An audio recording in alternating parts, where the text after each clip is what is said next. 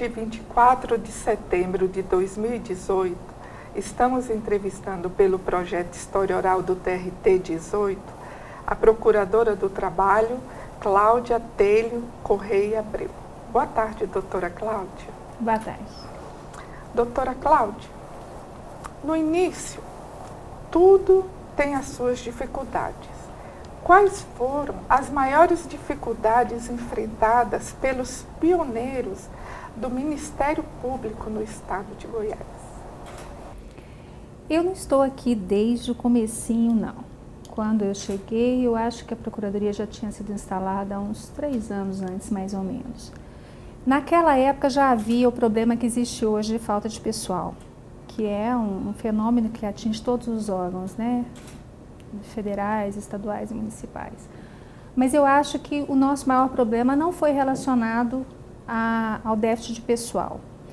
Na época, as ações de natureza coletiva eram ainda elas estavam começando na área trabalhista, era uma novidade. Então, formar uma jurisprudência que aceitasse as ações coletivas foi o nosso grande desafio, porque elas tinham um reflexo até então desconhecido da Justiça do Trabalho, porque os efeitos das sentenças eram meta-individuais, e então atingiam um número muito grande de pessoas, e aquilo trouxe um certo receio no começo. Então eu creio que nessa fase o que nós tivemos de maior obstáculo, de maior dificuldade, foi essa resistência da jurisprudência, que atualmente não existe mais, mas foi um processo de conquista. Excelência, dentro da esfera do Ministério Público do Trabalho, a senhora assumiu os cargos de procuradora, procuradora-chefe e atualmente procuradora regional. Fale sobre esses desafios. Bom, primeiro eu queria esclarecer o que é uma coisa e o que é outra, porque os nomes são muito parecidos e trazem uma certa confusão. A carreira tem 3 níveis: procurador do trabalho, procurador regional e subprocurador geral. Esse terceiro nível são os colegas que atuam junto à PGT, trabalhando junto ao TST. E nos estados existem só os procuradores do trabalho que atuam em primeiro grau de jurisdição, prioritariamente, e os procuradores regionais que atuam junto aos TRTs, prioritariamente. Eu faço questão de dizer prioritariamente porque é possível que se atue num ou no outro grau, dependendo da necessidade do serviço. Mas é de preferência dessa maneira porque é assim que estabelece a lei. O procurador-chefe já não é mais um nível da carreira. É um representante da instituição em nível regional e que tem a representação perante órgãos externos e é o chefe da área administrativa da Procuradoria. Então, ele pode ser tanto um procurador do trabalho quanto um procurador regional. E ele é nomeado pelo Procurador-Geral do Trabalho, escolhido por ele. Normalmente, há uma eleição interna, mas não é obrigatório, tem sido assim nos últimos anos de praxe. E o Procurador-Geral do Trabalho escolhe esse que foi eleito para um período de tempo, que não tem necessariamente uma vinculação a mandato ou ao tempo do Procurador-Geral. Geralmente segue o mandato do Procurador-Geral, mas também é só uma questão de praxe, não existe uma determinação nesse sentido. Então, na época que eu fui procuradora-chefe, eu era procuradora do trabalho. Atualmente eu sou procuradora regional, então eu atuo prioritariamente junto ao TRT.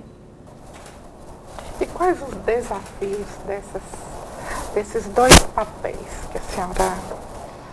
Bom, o procurador regional, o grande desafio que ele tem é de fazer com que o TRT mantenha as condenações que a gente obtém em primeiro grau ou reverta quando as sentenças não nos são favoráveis. E também tem o desafio de fazer subir as revistas nos casos em que nós não temos provimento satisfatório ou que acolha as nossas pretensões. Esse eu considero que é o maior desafio do 2º grau. Além disso, aqui na nossa regional, nós fazemos também tentativas de mediação de sindicatos com empresas ou de sindicatos com sindicatos, especialmente em época de database, previamente à celebração de instrumentos normativos. E se não der acordo aqui, aí geralmente eles instauram uma instância de dissídio coletivo e aí tentam resolver na justiça. mas anteriormente eles costumam passar por aqui. Fora esses papéis no segundo grau, a gente também faz manifestações como órgão interveniente, como custos legis, nas ações que envolvam menores, acidentes do trabalho, as ações de competência originária do tribunal. São casos específicos, não são em todos que a gente atua. Agora, em primeiro grau, como procurador do trabalho, a atuação é bem distinta. É uma atuação preparatória das ações civis públicas, preventiva, nos casos, inclusive, de promoção de políticas públicas. É uma atuação menos como um órgão que intervém em favor do cumprimento da lei e mais como um órgão partícipe das ações, no sentido de compelir alguém a fazer alguma coisa quando há irregularidades. Eles atuam basicamente perante os juízes. Doutora Cláudia, quais são as funções atuais do Ministério Público do Trabalho? Existem planos para a expansão dessas funções junto à sociedade?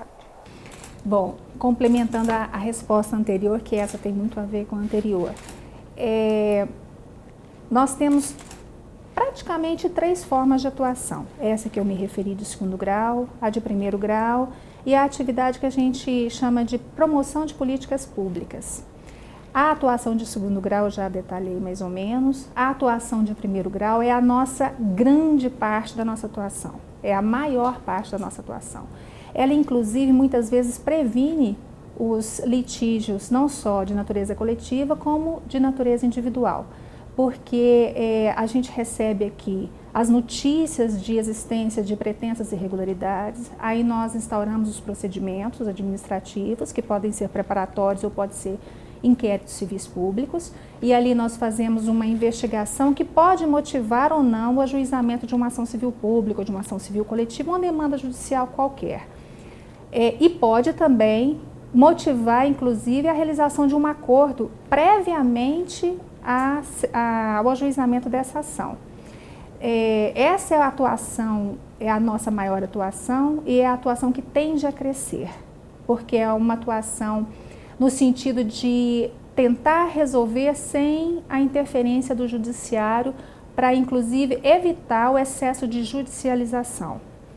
E é uma atuação até repressiva também, não apenas preventiva, mas ela é prévia ao ajuizamento das ações civis públicas como regra. E, além disso, a gente tem tentado atuar também na área de implementação de políticas públicas. Nós temos tentado persuadir o poder público a implementar políticas na nossa área de atuação.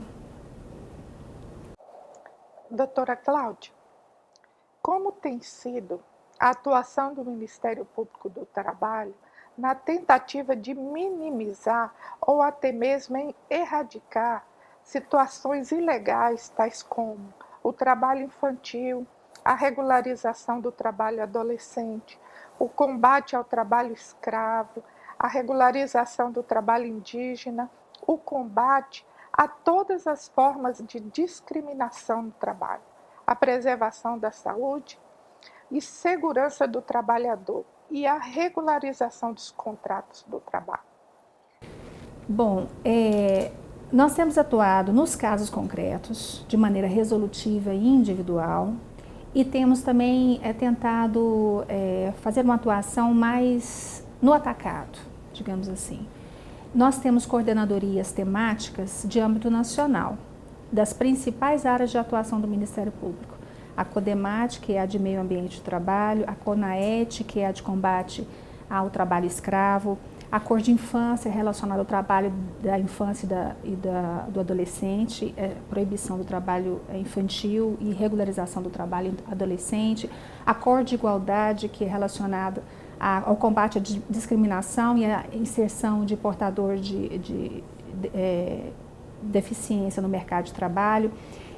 Então, essas coordenadorias temáticas é composta por integrantes das regionais que se reúnem e firmam orientações e sugestões de atuação para uma tentativa de atuação mais homogênea, mais uniforme no Brasil inteiro, até para evitar disparidades, porque às vezes se atua em determinados ramos contra uma empresa e não se atua contra outras, e isso vai provocando um descompasso que não é bom para ninguém.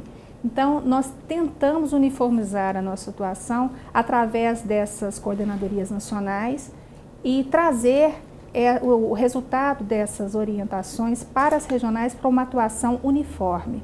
É muito comum isso acontecer. Essa é a nossa atuação mais forte, mais consistente, que atinge o maior número de empregados e de empresas, especialmente as de grande porte, que são aquelas que realmente demandam a nossa atuação. Fora isso, a gente faz aquelas atuações localizadas quando as situações envolvem também um grande número de empregados ou um número maior de empregados, porque nos casos que demandam apenas, os casos que envolvem apenas lesão de direito individual, nós não podemos atuar, por proibição legal, inclusive. Então, basicamente é isso, são as atuações resolutivas nos casos concretos e essas mais amplas, que são mais preventivas, mais pedagógicas e relacionadas às políticas públicas muitas vezes. Procuradora, como a senhora avalia a relação e o entrosamento do Ministério Público e o TRT de Goiás? Olha, sempre foi muito boa, respeitosa, eu diria até amigável. E eu creio que esse bom relacionamento, esse bom entrosamento facilita o nosso trabalho e acho que traz inclusive melhores frutos para a sociedade como um todo, não só para os empregados, mas para os bons empregadores. Porque quando se atua contra os maus empregadores, se está privilegiando os bons, porque os maus fazem concorrência desleal com os bons. Então eu acho que esse bom relacionamento favorece essa atuação. E sempre foi assim, sempre foi muito boa. Quais as contribuições que o Ministério Público do Trabalho tem dado para o aprimoramento da Justiça do Trabalho em Goiás? Olha, eu acho que a maior contribuição é realmente evitar as ações individuais, atuando nas ações coletivas. Porque quando há uma irregularidade que atinge um grande número de empregados, uma única ação pode resolver o problema e evita aquele volume enorme de ações envolvendo direitos individuais, ações ajuizadas por cada um dos empregados lesados.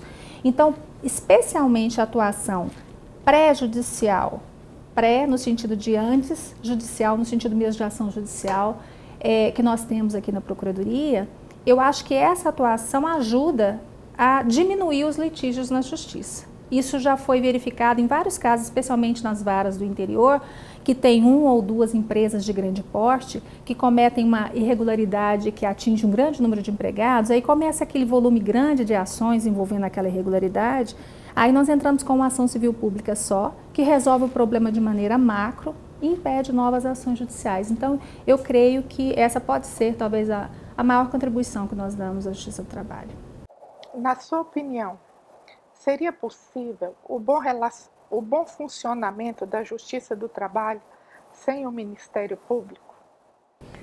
Bom, pela Constituição, o Ministério Público é uma instituição indispensável à administração da Justiça. Mas na prática, o que eu vejo é que nós somos parceiros do Judiciário. Nós somamos esforços junto com eles, junto com juízes, de um modo geral, para melhorar a prestação de jurisdicional, para distribuir a justiça social. E eu tenho a impressão que há um trabalho conjunto. É o Ministério Público promotor da justiça, que provoca o Judiciário a atuar, a dizer o direito, a resolver o conflito social, porque como o Judiciário tem como um dos seus princípios o da inércia, não pode agir senão provocado, compete ao Ministério Público fazer essa provocação. Então eu acho que é uma atividade que complementa uma a outra. Doutora Cláudia, sabe-se que a senhora foi servidora do TRT. Poderia falar sobre essa experiência como servidora do nosso tribunal? Olha, tem tanto tempo. Foi em 91, no primeiro concurso que o tribunal fez, e eu trabalhei no gabinete do desembargador Sebastião Renato, que foi um professor, gostava muito de trabalhar com ele. E foi muito bom porque eu pude conhecer o tribunal por dentro, né?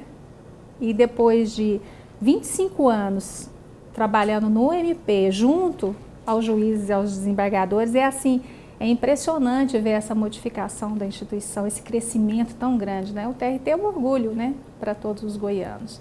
E eu gosto da ideia de ter participado do TRT, assim, como servidora, internamente, conhecer mais de pertinho ali. Doutora Cláudia, o TRT de Goiás, um dos mais jovens do Brasil, é considerado um dos melhores do país, servindo até de modelo para outros regionais. É equipado, é muito bem estruturado. A senhora acompanha o TRT há muito tempo, né? Esperava que chegasse a esse ponto. Olha, é uma surpresa, como te disse, porque foi um órgão que começou pequenininho, né? Tinha, salvo engano, só 8 juízes, na época não era nem chamado de desembargador.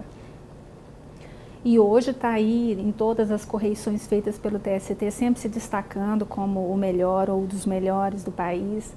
E a prestação jurisdicional muito rápida, muito eficiente. Então, assim, eu não diria que foi uma surpresa, mas é interessante ver esse incremento, essa evolução da corte. Na sua opinião, quais são os desafios que o TRT 18 ainda tem para cumprir? Quais os obstáculos que ainda tem pela frente?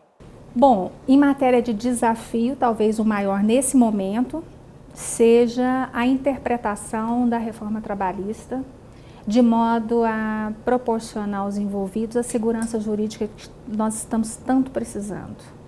E de maneira a não esquecer o papel de tentar equilibrar as forças de capital e trabalho e trazer esse equilíbrio mesmo que se espera de uma Corte de Justiça num momento de crise como esse, né, de grandes tensões sociais. E você falou desafio, obstáculos. Eu poderia dizer que talvez o maior deles seja a Emenda Constitucional 95 de 2016, que impôs essa restrição orçamentária brutal aos órgãos da esfera federal e particularmente à Justiça do Trabalho, que parece que ali houve uma redução ainda mais significativa do numerário de investimento, né? E mesmo de custeio. Então, talvez esse seja o maior obstáculo, manter a produtividade, manter a qualidade do trabalho, manter a celeridade com essas restrições tão marcantes. Excelência, há um processo de desmantelamento da Justiça do Trabalho hoje. Essa tentativa de enfraquecimento pelos quais a Justiça do Trabalho está passando tem semelhança com aquela de 1999, quando o senador Antônio Carlos Magalhães lutou pela extinção desta especializada? Por que a Justiça do Trabalho incomoda? Semelhanças, eu diria que talvez no julgamento errado que se faz da Justiça.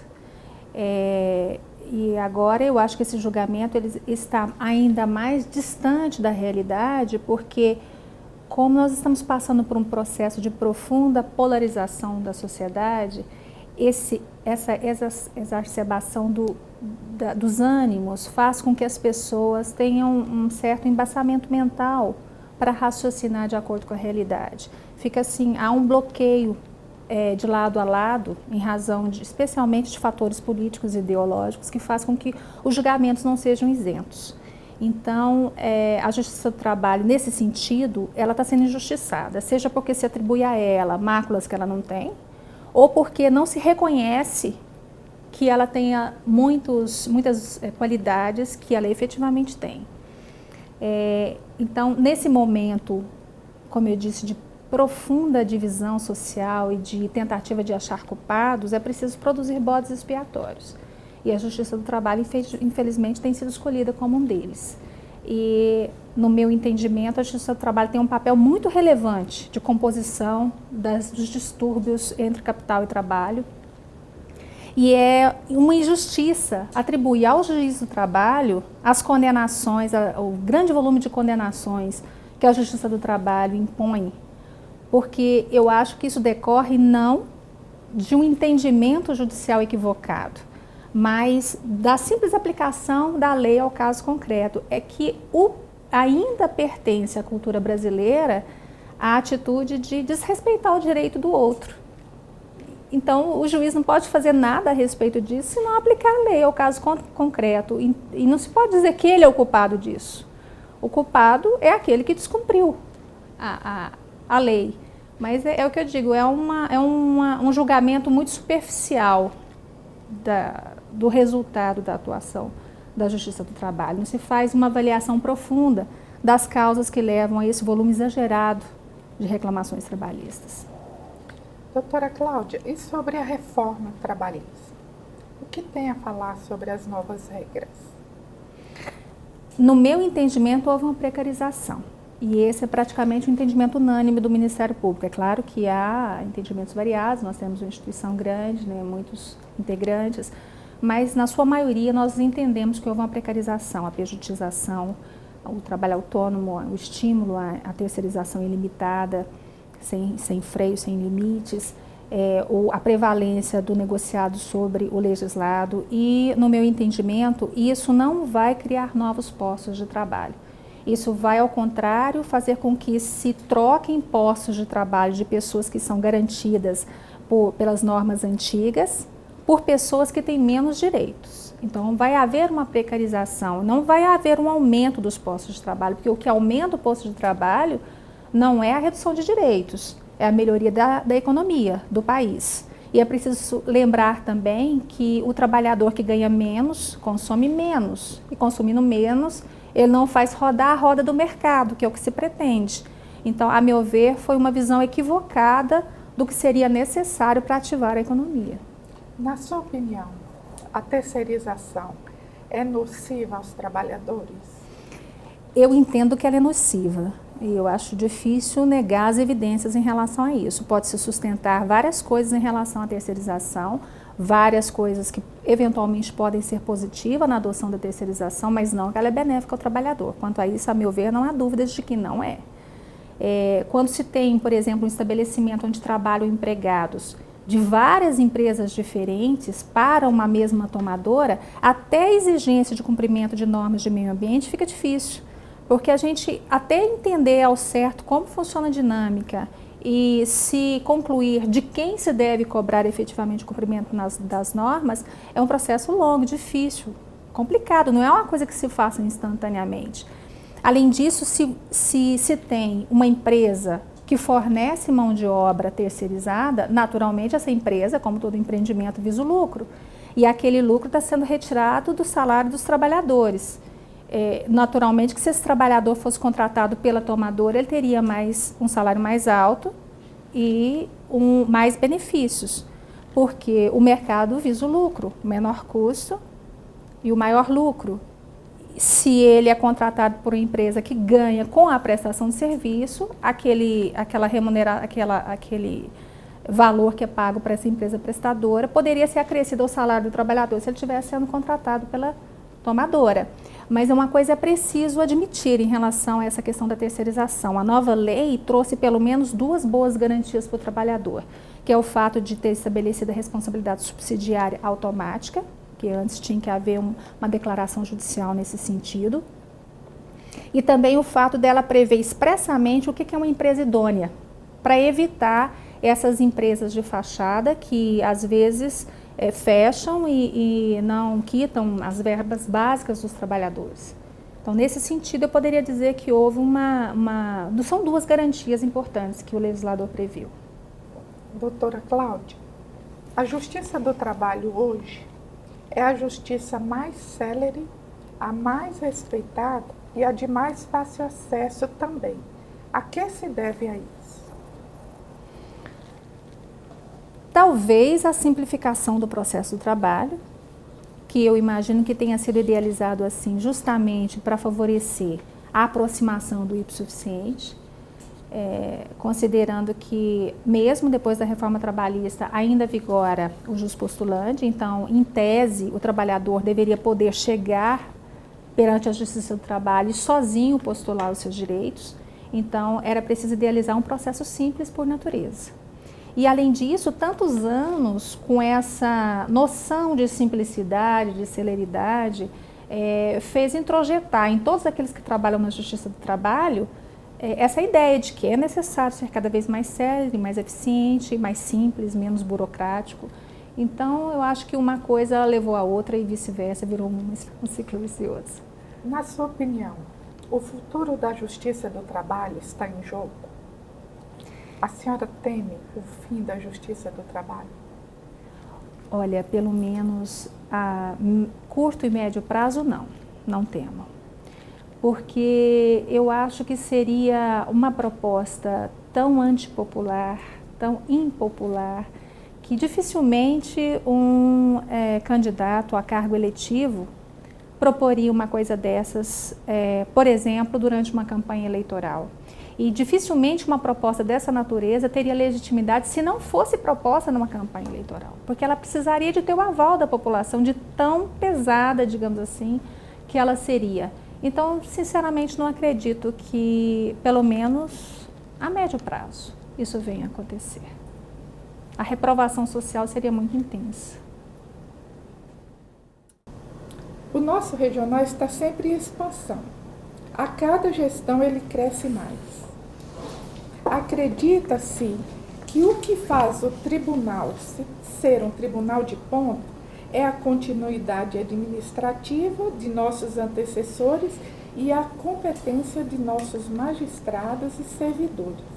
A senhora concorda com essa afirmativa ou, mais ainda, apontaria outros fatores? Para o aumento? Para o crescimento do tribunal, para a expansão do Olha, tribunal. eu acho que esses fatores que você elencou aí são de fundamental importância, mas eu ainda acho que outro fator que não é tão nobre assim possa também estar justificando o que é o que eu disse anteriormente, a cultura do brasileiro de descumprir a norma ou de não respeitar o direito alheio. Então, na sociedade brasileira, a sensação que a gente tem é que as pessoas desrespeitam a lei e ficam esperando que o Estado tome alguma providência em relação àquilo. E isso é inviável, em qualquer país do mundo seria inviável, porque o Poder Judiciário não consegue sozinho resolver todo esse descumprimento à lei, especificamente em relação à Justiça do Trabalho, em relação à lei trabalhista. Então, seria preciso que as pessoas voluntariamente se submetessem ao comando legal, e isso não é a regra. Então, cada dia que passa, aumentando a população brasileira e continuando essa cultura de descumprimento, naturalmente as demandas vão aumentar também. E nesse momento de crise, mais uma vez, a crise aqui na nossa conversa, eu acho que há ainda, além daquela vontade consciente de descumprir, há também é agravada pela situação econômica das empresas, que acaba fazendo com que alguém que até então foi um cumpridor da legislação passe a se tornar um descumpridor por força das circunstâncias do negócio, em razão dessa convulsão econômica que nós estamos passando. Como você vê a definição pelo CNJ e pelo CSJT do cumprimento de metas aos tribunais? Olha, em relação a essa questão, eu tenho algumas críticas. Eu tenho a impressão de que essas metas nunca levam em consideração o fator humano. O que se procura é apenas a superação dos números cada dia de maneira mais rígida. Então, isso, a meu ver, está adoecendo psicológica e fisicamente juízes, servidores e toda a equipe técnica que atua no cumprimento dessas metas. E é preciso considerar um fator muito simples: se nós já estamos com uma produtividade muito grande, se julga praticamente a mesma coisa ou mais do que se recebe. E a cada ano que passa, a demanda aumenta e o número de pessoas encarregadas de reduzir essa demanda não aumenta igualmente, naturalmente que a corda vai arrebentar. E se esticou demais. Então, eu tenho algumas reservas em relação a essas metas. Eu acho que elas, como disse, não levam em conta o fator humano, que seria de fundamental importância para a análise do que seria uma meta mais humanizada, mais real. Doutora Cláudia, um candidato à presidência da República disse em entrevista a uma grande emissora de televisão que o Ministério Público do Trabalho atrapalha o desenvolvimento econômico do Brasil. Que resposta a instituição daria a esse posicionamento? Na verdade, a instituição já deu a resposta. Assim, foi quase que incontinente. Assim que houve a crítica, houve uma nota feita pela nossa associação de classe e pelo Procurador-Geral do Trabalho. Nessa nota se deixou claro que mais ou menos como eu disse agora há pouco a respeito da Justiça do Trabalho, quem critica a atuação do Ministério Público é quem não a conhece. E talvez o candidato esteja mal informado sobre os resultados da nossa atuação, contra quem nós atuamos e o que nós realmente buscamos. E é preciso dizer também que eu creio que o candidato deve ter lido a nota, porque pouquinho tempo depois que ela foi expedida, houve uma nova pergunta numa outra entrevista feita a ele a respeito da desigualdade salarial entre homens e mulheres, e ele disse com todas as letras, isso não é questão minha, aí vocês têm que falar com o Ministério Público do Trabalho. Então eu tenho a impressão que talvez ele tenha começado a se informar melhor sobre a instituição. Quando vem em sua cabeça o nome Ministério Público do Trabalho, considerando todos esses anos de prestação de serviço à instituição, o que isso representa para você? Olha, eu, se pudesse definir, gostaria que o Ministério Público do Trabalho fosse uma instituição lembrada como aquela que procurou se modernizar, procurou novas formas de atuação para cumprir cada vez melhor o seu papel constitucionalmente assegurado, de promotora da democracia, dos direitos sociais individuais indisponíveis, tentando, dentro da sua área de atuação, colaborar na distribuição da justiça social, e especialmente no sentido de criar um desenvolvimento sustentado pelo cumprimento da lei. Nós acho que estamos tentando fazer nosso dever de casa. Excelência, o objetivo desse projeto é produzir entrevistas que servirão como fonte de pesquisa sobre a Justiça do Trabalho em Goiás. Que mensagem você gostaria de deixar registrada para aqueles que futuramente terão acesso aos seus depoimentos? Acho que uma mensagem de esperança, paradoxalmente, parece que não é um momento disso, mas eu creio que nós já passamos por muitos problemas, os superamos, certamente vamos superar os problemas atuais e outros vão vir no futuro que vão ser também igualmente difíceis de serem solucionados. E eu creio que esse não é um fenômeno só do Brasil, é um fenômeno mundial, sem dúvida. A humanidade está passando por um momento de grandes transformações e de grandes inconformidades. E eu gostaria que as pessoas se lembrassem apenas que ninguém muda ninguém. Então, cada um é responsável por fazer em si mesmo a mudança que quer para o mundo. É lugar comum que eu vou dizer, mas eu acho que cai bem aqui aquela frase conhecida de que a plantação é espontânea, é facultativa, mas a colheita é obrigatória. Então, quem não está satisfeito com a colheita que teve, tem que escolher um grão melhor na safra seguinte. Enquanto procuradora, que mensagem você gostaria de deixar registrada para aqueles que estão iniciando a carreira como procuradora? Que vale a pena. Que a gente ainda tem muito o que construir. mas eu acho que é possível. É difícil, as incompreensões são grandes, as limitações são profundas, mas vale a pena e é possível. Doutora Cláudia, a Escola Judicial, em nome do TRT de Goiás, agradece imensamente os seus depoimentos. Eu que Você agradeço. estará para sempre na memória do TRT 18. É uma honra para mim. Obrigada. Obrigada.